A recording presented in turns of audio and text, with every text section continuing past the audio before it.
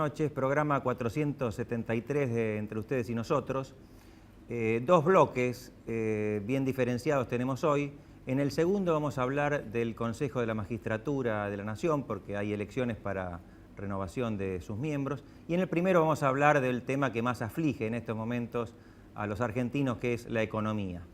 Ahora, no hay entre estos dos temas una diferenciación notable, no es que estén completamente desvinculados. Creo más bien todo lo contrario. Creo que la situación que estamos viviendo por estos días los argentinos en materia económica tiene mucho que ver con nuestro desapego por las reglas institucionales, por la falta de cumplimiento de la ley, por la falta de respeto a la palabra empeñada y a los contratos, por el desprecio por el derecho de propiedad, por el desconocimiento de la seguridad jurídica. Todos estos temas son institucionales y el resguardo de esas cuestiones está en último recurso en el Poder Judicial. Por lo tanto, tener un Poder Judicial independiente, confiable e idóneo es algo esencial para que la economía funcione bien, para que haya crecimiento, progreso y mejor calidad de vida para todos. No se trata de dos compartimentos estancos, ni se trata la independencia del Poder Judicial de veleidades que tenemos los abogados o los profesores de Derecho Constitucional. Tiene consecuencias bien concretas, aunque para la mayoría de la gente generalmente no se advierten rápidamente. De la misma forma, la transparencia, la decencia en el manejo de las cuestiones administrativas, la falta de corrupción, también se refleja nítidamente en la calidad de vida, en los índices de desarrollo humano, y esto también suele ser desatendido por gran parte de la población, que cuando llega una fase de crecimiento, muchas veces por razones exógenas, disimula o no quiere ver los serios problemas de corrupción. Pero vamos a empezar por el sector económico. Hoy el dólar, como ustedes saben, el dólar blue o negro alcanzó una cotización de 15,40. Es el tema de conversación inevitable en la calle y en las familias que buscan cómo preservar sus ahorros. Y para hablar de este y otros temas tenemos a un destacado economista como invitado, el ingeniero Manuel Solanet. Buenas noches. ¿Qué tal? ¿Cómo es el estado de la situación argentina, más allá de lo que todos percibimos como bastante malo? Bueno, la cotización del llamado dólar blue es como el termómetro que marca la fiebre. Eso está expresando que hay una gran desconfianza, que la gente busca una moneda estable con la cual tener sus ahorros. También refleja la escasez de dólares que está impidiendo que los importadores los obtengan para pagarle a sus proveedores. Y este es un tema grave, hay 5.000 millones de dólares pendientes de liquidación, deudas que ya tienen empresarios y que no pueden solventarlas porque el Banco Central no liquida esas divisas. Eso es, porque en principio, digamos, las compras de importaciones deberían hacerse a través del mercado legal, que está a 8 pesos y pico. 8,40, pero ahora ya están cumpliendo pagando 14,50 o lo que sea a través de los mecanismos legales, el dólar bolsa o el contado con liqui.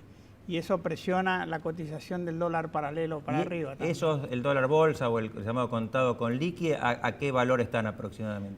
14,50, 14,30, o sea, está un poco por debajo del dólar blue, pero está mucho más alto de lo que ha estado días pasados. Esa es una forma de adquirir dólares legal. Legalmente. Pero yo creo que hay un problema básico de confianza y detrás de esto hay un grave problema, un tumor en la economía, que es la cuestión fiscal. Hay un desequilibrio fiscal que el gobierno no puede corregir. Ha hecho algún intento de aumentar tarifas para reducir los subsidios, pero las cifras siguen mostrando un crecimiento del desequilibrio, financiado por el Banco Central, que a su vez, para poder evitar un crecimiento muy grande de la masa monetaria, reabsorbe colocando letras en el mercado. El stock de letras ha aumentado notablemente, tiene que pagar un alto interés por ellas, pero esta evidencia hace que la gente perciba de que vamos caminando hacia una situación que puede ser no controlable. De ahí que la desconfianza crece y se va hacia el dólar. Quienes saben leer las cifras fiscales ven la enorme dificultad que tiene este gobierno y que va a tener el que venga para reducir este déficit que hoy ya lo tenemos presente. ¿De qué orden es este déficit y cuánto ha aumentado en la última década? El gasto público ha pasado de 30% del Producto Bruto Interno a 46% del Producto Bruto Interno en los últimos 12 años. El déficit fiscal no ha crecido 16 puntos del producto, sino menos, porque la presión impositiva ha crecido notablemente. Estamos en récords históricos. ¿Es la más alta de la historia? La más alta de la historia, sin ninguna duda. Ahora, estamos en 4, 5, 6 puntos de déficit en relación al Producto Bruto Interno. Hay mediciones que están diciendo una cosa u otra, todavía no lo sabemos bien, pero esto ya es suficiente para crear el problema que estamos presenciando, que es una enorme dificultad para evitar esta diarrea que tiene el gobierno. Ahora, ¿cómo bajar el gasto público, que es lo que habría que hacer? Hay algunos aumentos que son casi irreversibles.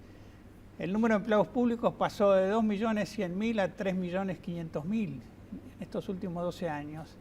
Es muy difícil retortar esto, me refiero a nación, provincia más municipios. El número de jubilados aumentó en 3,5 millones de personas. Hubo una moratoria para gente que no había hecho aportes, que ahora sí reciben todos los meses un cheque. El número de planes sociales ha crecido notablemente. Y también han crecido los subsidios a energía, transporte, a las empresas públicas que tienen déficit, como aerolíneas, obras sanitarias. Hay algunas cosas que pueden trabajar. Claro, de esos 4 grupos, quizá los que podría trabajarse un poco mejor es en los 2 últimos. Los subsidios y los planes sociales, con mucho dolor, porque el gobierno ha intentado bajar los subsidios a la energía y al transporte y no ha podido. Este año están creciendo más que nunca, a pesar de que ha habido aumentos tarifarios. Quiere decir que esos aumentos deberían haber sido todavía mucho mayores. Imaginémonos las consecuencias. Lo mismo los planes sociales. Hay gente que recibe estos planes sociales y no tiene otra fuente de ingreso. Esto es muy difícil de reducir, sobre todo en una situación de recesión como la que estamos viviendo. La Argentina vivió estos años, estos 10 años, que el gobierno llama la década ganada, una situación que se llamó de viento de cola, donde el contexto internacional empujaba el crecimiento de la Argentina por una serie de factores. Pareciera que se dio vuelta a la taba y varios de esos factores ahora empujan en sentido adverso. Unos sí, otros no. La tasa de interés internacional sigue muy baja y va a seguir baja por un tiempo. Eso ayuda. Ayuda a los países que son capaces de captar inversiones dando confianza. Lo que ha bajado es el precio de la soja, el maíz y el trigo. Esto sí, para Argentina es un problema. Superó los $600 la tonelada, hoy está en 350, un poco por abajo. Es muy grave esto, porque no solo la soja le da dinero al campo y a las actividades relacionadas con él, sino al gobierno. Es muy difícil mantener una retención, un impuesto del 35% cuando el precio está bajando por debajo de $350. ¿Y Brasil, que había sido también un tractor de nuestra economía? Brasil está rateando. Ya este año no va a tener un crecimiento prácticamente, y si lo tiene muy bajo, y eso se nota porque es un destino de nuestras exportaciones, sobre todo la industria automotriz. Frente a este panorama, el gobierno da señales que parecieran ser las contrarias de las que se espera, por ejemplo, la ley de abastecimiento. Exactamente. Lo único que hace es erosionar aún más la confianza. La ley de abastecimiento es una aberración. Esta es una ley que estaba vigente, pero esta reforma la pone plenamente en vigencia, no deja dudas sobre su aplicabilidad. Se dice que es inconstitucional, yo creo también, y va a haber acciones legales. Probablemente esta ley no entre en vigencia, pero el solo hecho de haberla aprobado con una mayoría suficiente en el Congreso es una señal que los inversores la tienen muy en cuenta. Nadie quiere invertir cuando hay un funcionario de gobierno que ni siquiera es un funcionario que dependa del Congreso, que le puede manejar los márgenes, los precios finales, lo puede meter preso. Bueno, eso lo han sacado en la nueva ley, pero más o menos le puede poner una multa fenomenal. La ley de abastecimiento y otras leyes parecen que hay un gobierno empeñado en ir para el otro lado. Para el lado de Venezuela.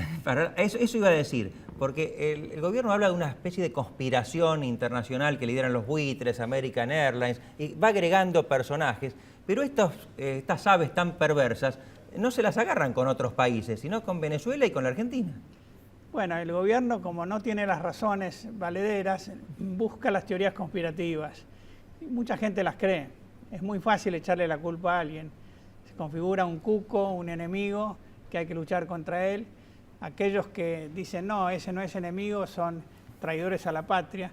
Y así se configura un ambiente de confrontación muy malo. Nos quedan pocos segundos. Le hago la pregunta que tal vez le hacen muchos de sus amigos, porque la hacemos permanentemente ante quienes saben de estas cosas. ¿Aguanta esto hasta el próximo gobierno? Si no se toman medidas para corregir lo que hemos estado hablando en este momento, es muy difícil que se llegue en condiciones. Muy difícil. Bueno, el panorama es sombrío entonces. Por supuesto que lo es, sí. En el próximo bloque hablamos del Consejo de la Magistratura.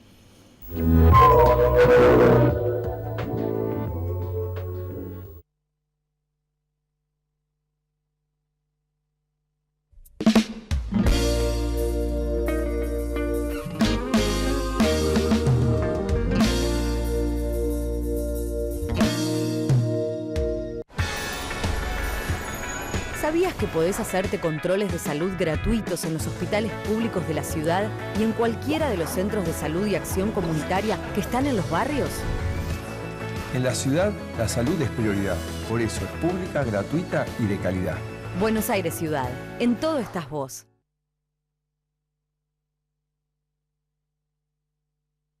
Vivimos en un mundo que necesita minerales. Pero sabemos que, antes que nada, necesitamos un mundo donde vivir. Cámara Argentina de Empresarios Mineros. Por una minería limpia, segura y sustentable.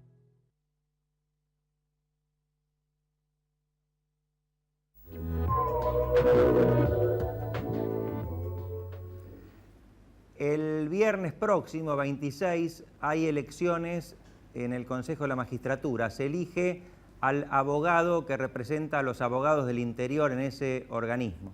La semana pasada, junto al doctor Jorge Enríquez, realizamos una entrevista a uno de los candidatos, el doctor Alfredo Alvarado Belloso. En lo que sigue, en este segundo bloque, vamos a transmitir ese reportaje. Realmente, cuando hablamos tantas veces y señalamos en este programa que la independencia del Poder Judicial, queremos que no solamente quede arrinconada, arrumbada en lo que puede ser una bolilla de la currícula de Derecho Constitucional, sino que realmente entendemos que esta es justamente lo que hace al perfil del juez, es que además de su idoneidad, de sus aptitudes técnicas, de su honestidad, y esto por supuesto está descartado. El artículo 16 de la Constitución es claro al respecto, Osvaldo, la idoneidad como la honestidad, la ética, la idoneidad como aquello que sea la habilitación, la carta de presentación para acceder a la función pública, pero realmente cuando uno hace tanto hincapié en el tema de la independencia de los poderes, justamente pretende que nuestros representantes, en este caso los abogados, sea independiente.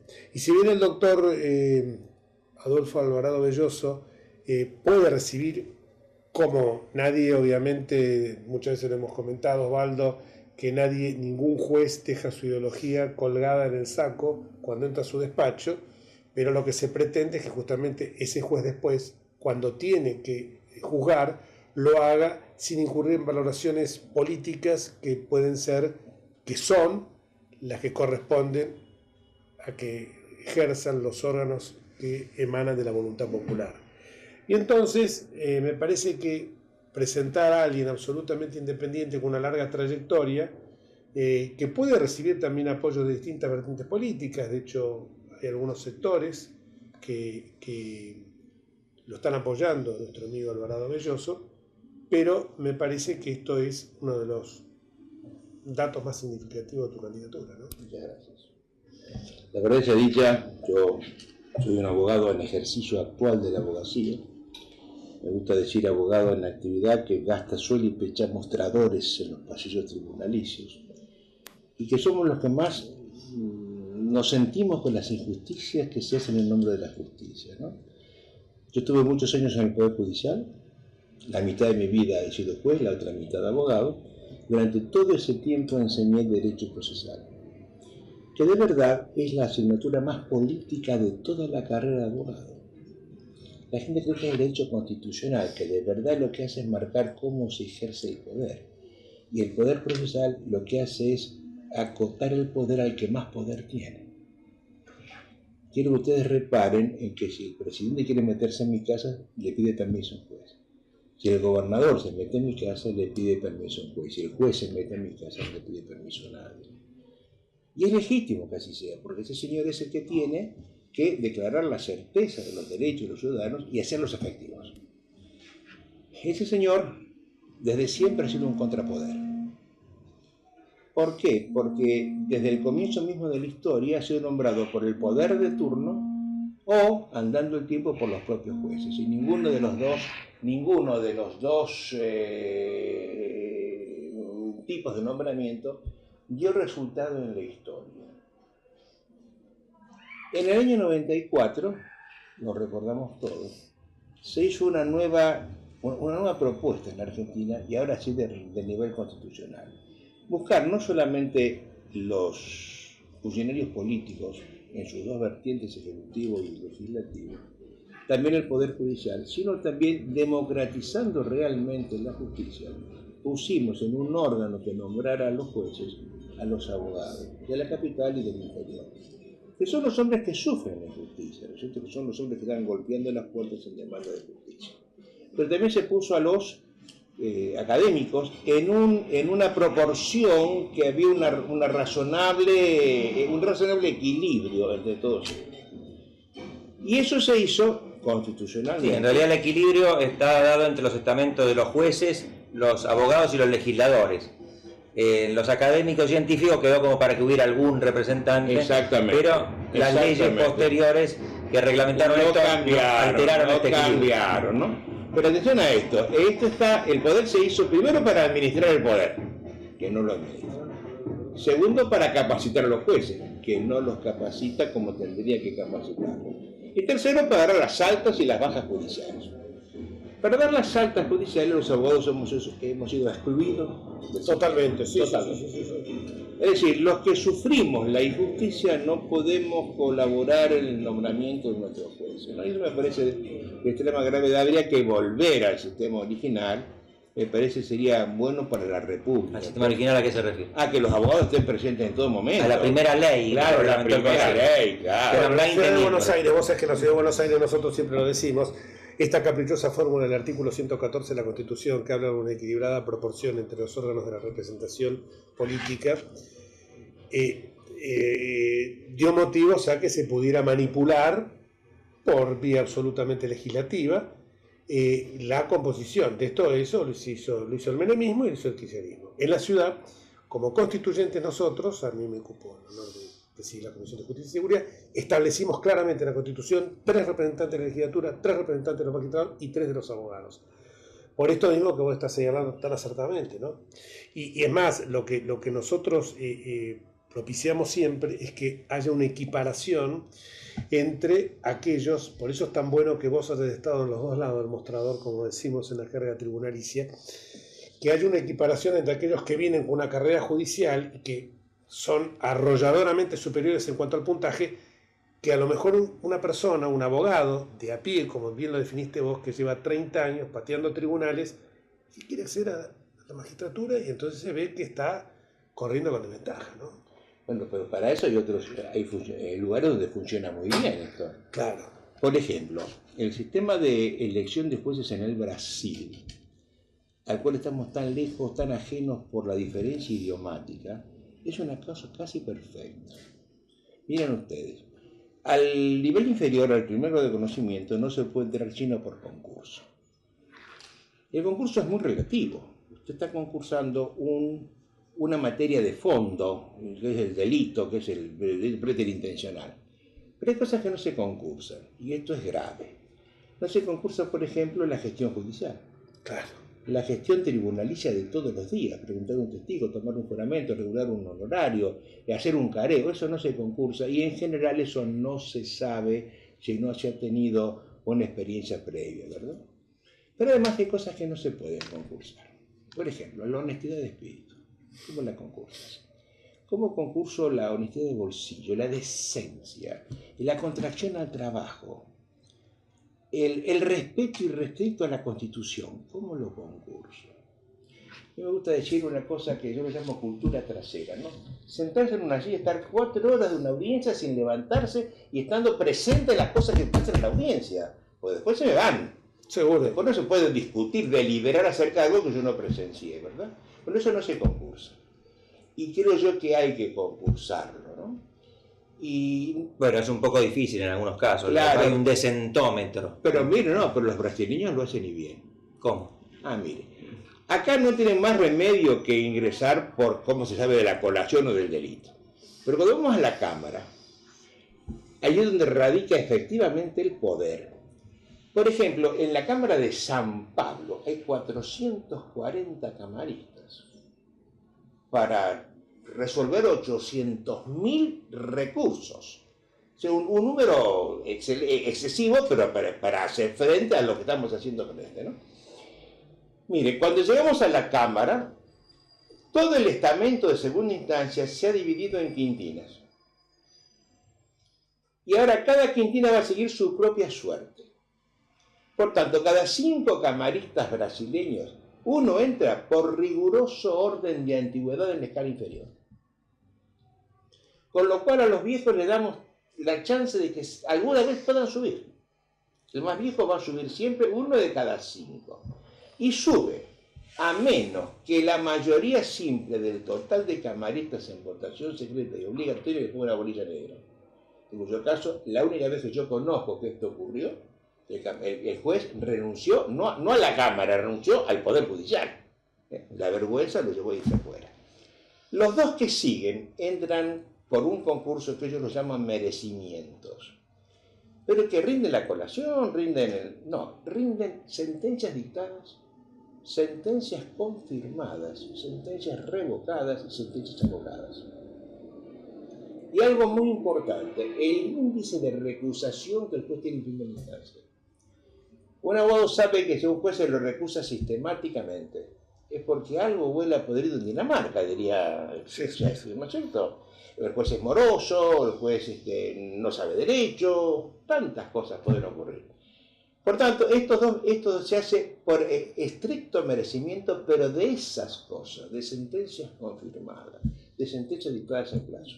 El cuarto elemento viene directamente del Ministerio Público, que es un órgano aparte, como acá, Seguro. ¿verdad? Y el quinto entra del ejercicio de la abogacía, pero elegido en terna por votación obligatoria de sus pares, no una votación como ahora estamos haciendo, que va el que quiere, no, votan todos obligatoriamente, además con severas sanciones. Y ellos, cuando se elige a un abogado que va a llegar a la Cámara, lo hacemos siempre en un hombre de bien, un hombre que ha trabajado decentemente en su profesión. Es un premio a una abogacía eficiente, seria, juiciosa, decente, el dar los jueces, ¿no? Es como los ingleses. Claro, que al final de su carrera de Claro, abogado. los abogados de toga roja, no van los Los abogaditos ingleses tienen cualquiera. esa frase que nosotros decimos que para ser juez hay que ser caballero. Y si sabe derecho, mejor. Claro. Oiga, esto da resultado, ¿eh? Y quiero que sepan una cosa. Los jueces ya tienen un escudito, un emblema que dice que soy juez.